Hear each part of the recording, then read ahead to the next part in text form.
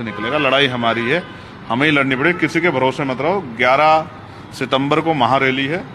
सरकार, बहरी सरकार कान खोलने के लिए दिल्ली आओ और सरकार को बताओ कि वो दिन चले गए कि हमारे अधिकारों को आप लोग लूट लोगे और हम लोग चुपचाप बैठ कर तमाशा देखेंगे। 11 सितंबर को दिल्ली से केंद्र की सरकारों से, स्टेट की लाठी मारने वाली सरकारों से हिसाब। वही रामलीला मैदान होगा और उसी रामलीला मैदान में इस बार संविधान लीला होगी। मेरी बात को आप याद रखना। इसलिए मैं आपसे 2 प्रार्थनाएं कर रहा हूं। 10 तारीख की रात से ही और अभी से ही मन पक्का करके अपनी डायरी में लिख लो कि एक दिन हमें अपने अधिकारों को बचाने के लिए दिल्ली चलना है।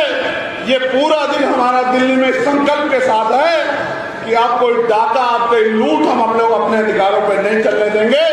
वो दिन चले गए कि एक लाठी से पूरे गांव को हाँक दिया जाता था, वो दिन चले गए।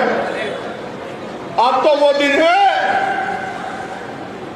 अगर संवैधानिक मर्यादा में समझोगे तो संवैधानिक मर्यादा में समझाएंगे, और अगर गुंडागर्दी करोगे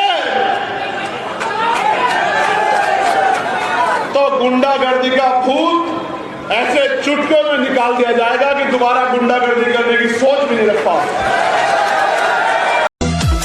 सारे बहुजन इकट्ठे होकर चलो रे इब दिल्ली, भारत की इस राजधानी में कर दो रे इब दिल्ली। आया चंद्रशेखर रे भाइयों क्रांति लेकर, यो आलिया से चंद्रशेखर।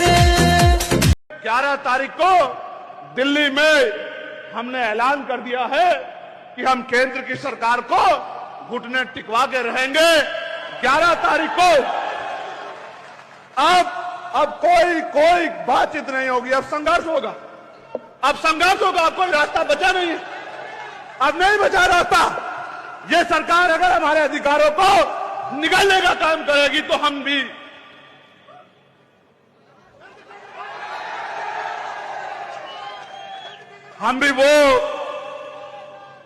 भी वो खून है जिन्होंने 2 अप्रैल 2018 में 13 लोगों ने कुर्बानी देके अपने खून से अपने अधिकारों को सींचने का काम करा है। मेरी बात को आप याद रखना।